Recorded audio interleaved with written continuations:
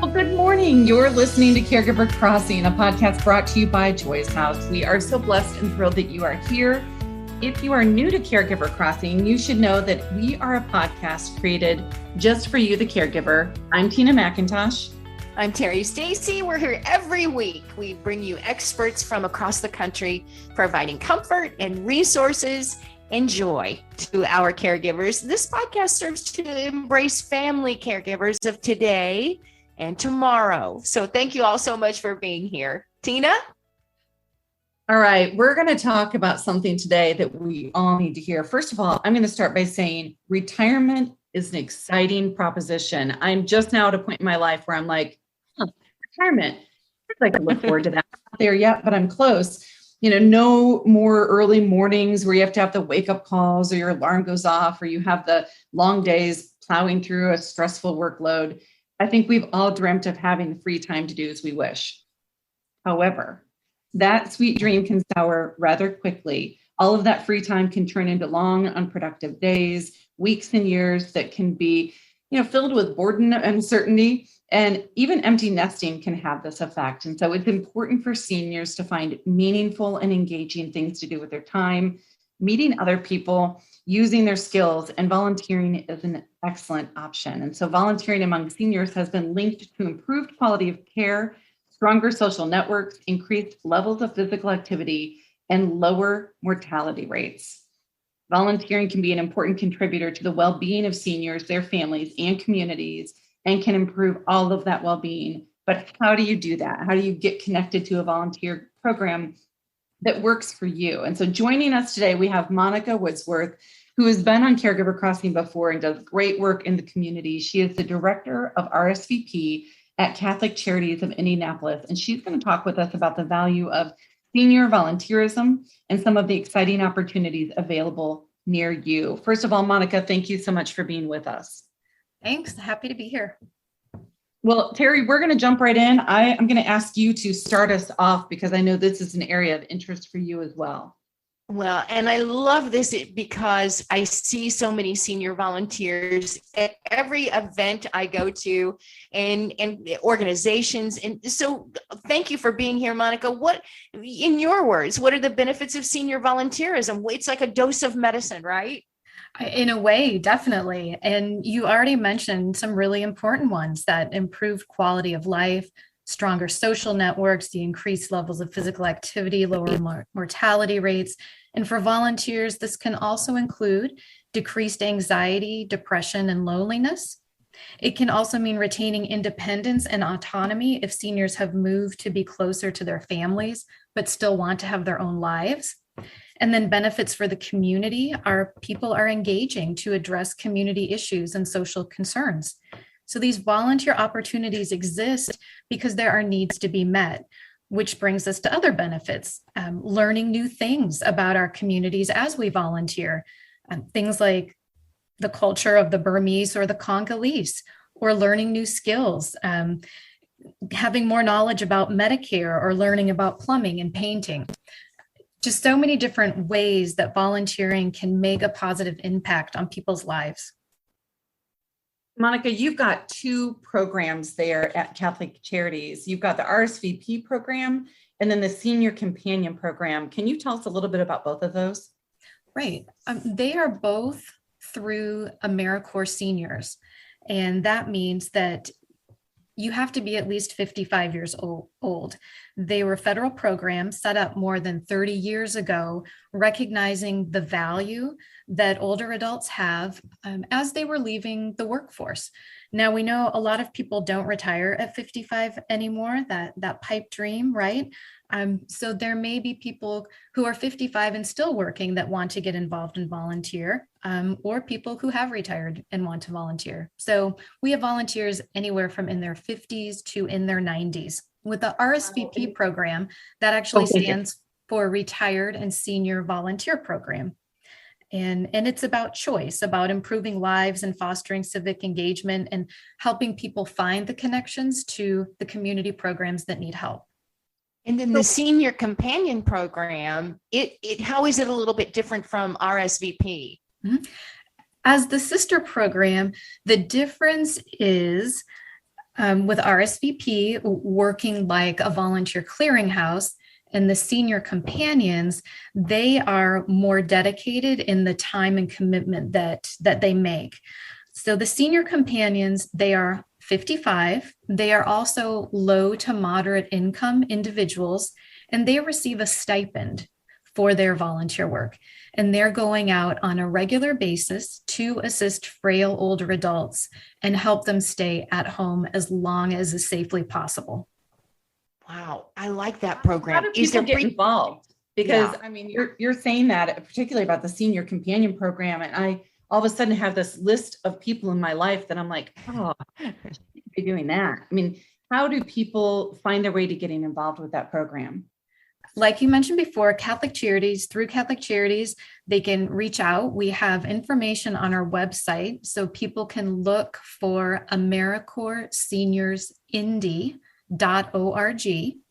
And we have information on there, which can give more details, but also give you phone numbers of who to call and talk to. And we would always be happy to talk to anyone and figure out if this is the right kind of commitment. So sometimes people might start talking to me and say, I want to volunteer, and they hear about the senior companion program, and maybe they've been a caregiver in their life before, and they realize how important it is for people to have support as they age at home, or for caregivers to get a break. And so they decide, the senior companion program is a great fit for me.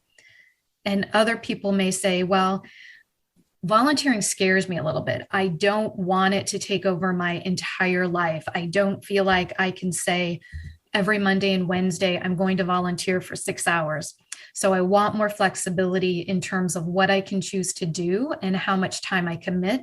And in that instance, RSVP would be the better fit. Can you tell us, because I'm sure it changes lives for the senior and for the companion, and I'm sure you've seen that. Can you give us an example of how gratifying it is on both ends? Oh, certainly.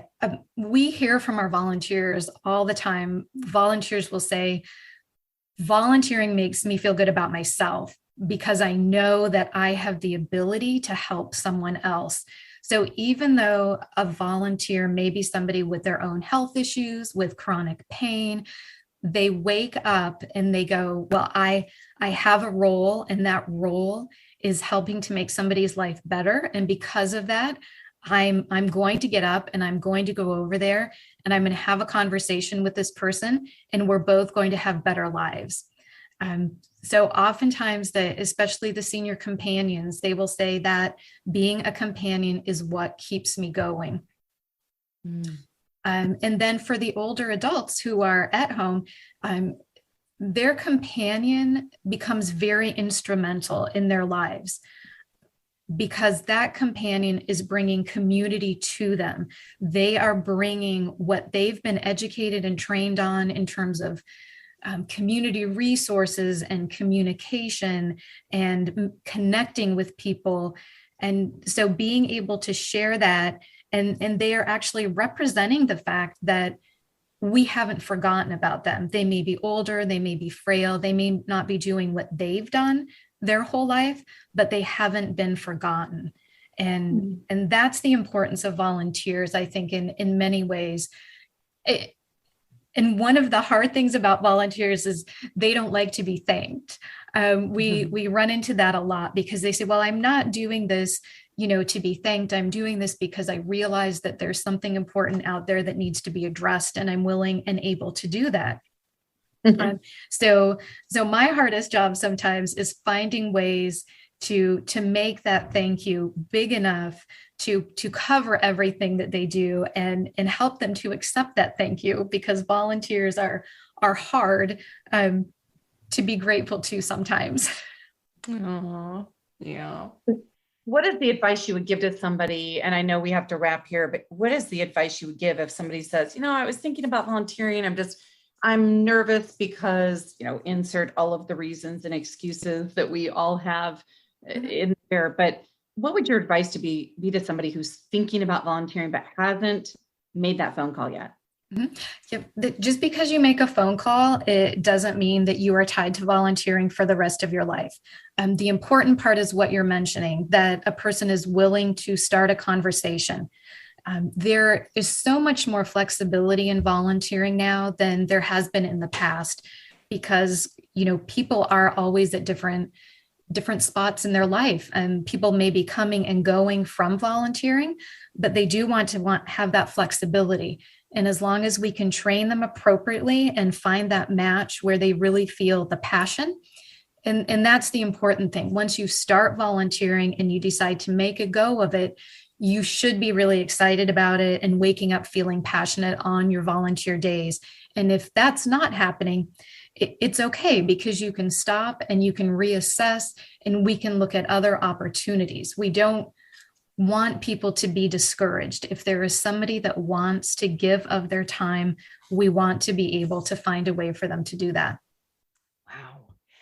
Well, thank you. One more time, how can people get a hold of you?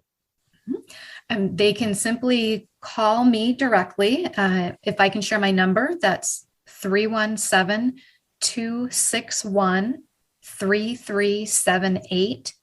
They can also reach both programs on our website through AmeriCorps Seniors Indy.org. Perfect. Thank you so much for joining us today and all the good information. As we close the show, we just want to remind all of you that if you want to contact Tina McIntosh for more information and some resources to help you through the journey of caregiving, go to tina@joycehouse.org. And then, Tina, we've got a lot of people to thank before we say goodbye.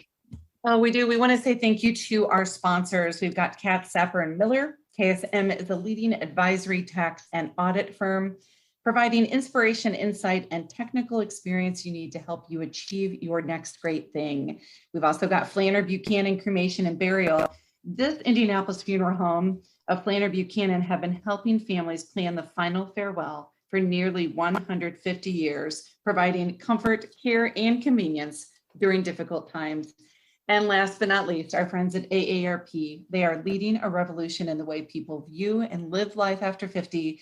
We love that they are working to empower people to choose how they live as they age.